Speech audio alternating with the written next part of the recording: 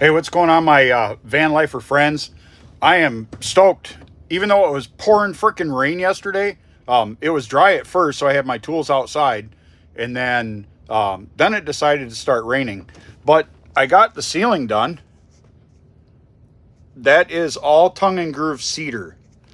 And if I could actually like explain the smell, if you're older like me, you remember we used to keep blankets and everything in the cedar boxes or cedar chests to keep moths and bugs and stuff out of our heirloom kind of stuff that great grandma and grandpa and everybody used to make for us. So like all our blankets and knitted sweaters, things like that, all got in the cedar chest because cedar repels insects and bugs. So the smell in here smells like a cedar chest, which is, for me, is brings back so many memories of grandma.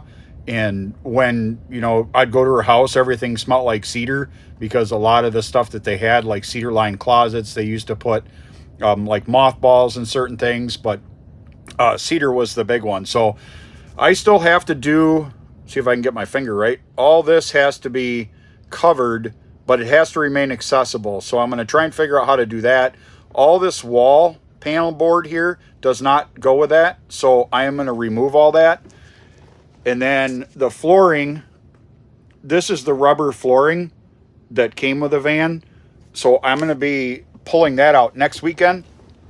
And then that way that'll allow me to put in traditional flooring and then vinyl over top of it. So I'll go with probably a 1-inch foam board and then a 1/2-inch plywood over top of it, or even maybe a 1/2-inch foam board, because I don't need a lot of insulation on the floor. For me, I'll wear slippers or whatever if the floor gets pretty cold, but that's where we are now. So next weekend I'm gonna do a whole video ripping the floor out, stuff like that. So follow along if you want.